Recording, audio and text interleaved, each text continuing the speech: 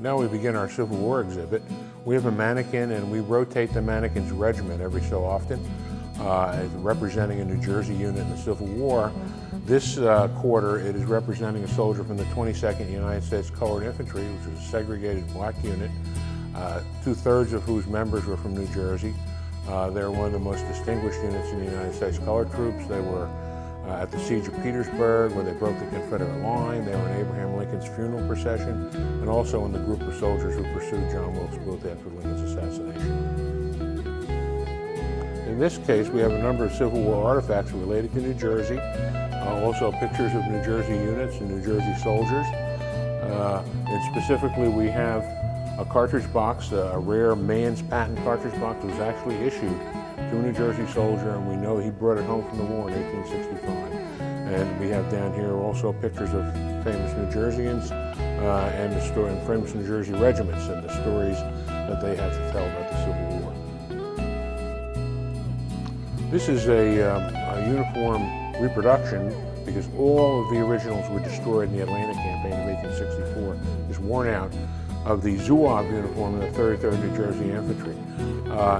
The Zouave form was a loose copy of a French uniform from the 1850s. The French Zouaves had become famous for their elan and combat efficiency, and a lot of American units copied them. Prior to 1881, New Jersey National Guard company commanders could design their own uniforms for their companies. The state would give them the money to buy the cloth. This uniform behind me here is an example of the type of uniform popular in that day. It's got New Jersey state buttons on it, and we're presuming, although we don't have direct provenance, that it's part of a New Jersey unit. This is the standard New Jersey National Guard uniform adopted in 1881. At that time, the state mandated that every unit have the same uniform. And this particular uniform is made in Newark. It's got New Jersey state buttons on it, and it is a definite New Jersey uniform from the 1880 to 1900 era.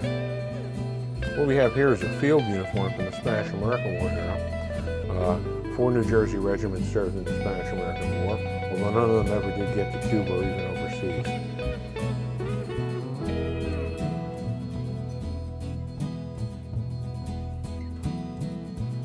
Here we have a representation of uniforms, equipment, and pictures from the late 19th, early 20th century.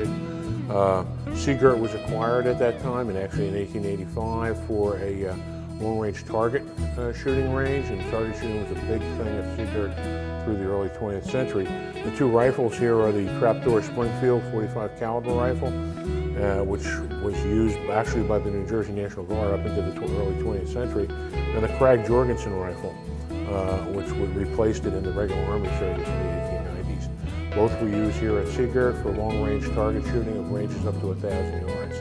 The white uniform here is a summer uniform of an officer in a New Jersey National Guard unit from 1905 or so. Here we have some pre-World War I dress uniforms that were actually ordered and paid for by the soldiers themselves.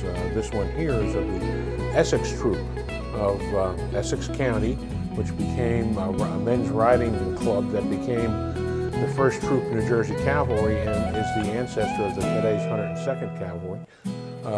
The uniform was purchased from Brooks Brothers in New York, and it is of an English pattern, not American.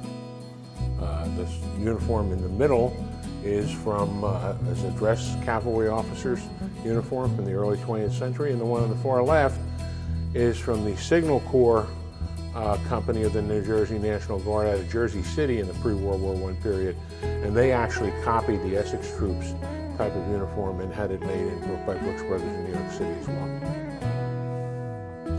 The Essex Troop was the Guard of Honor for Woodrow Wilson, former governor of New Jersey, when he was inaugurated president in Washington in 1913 in March.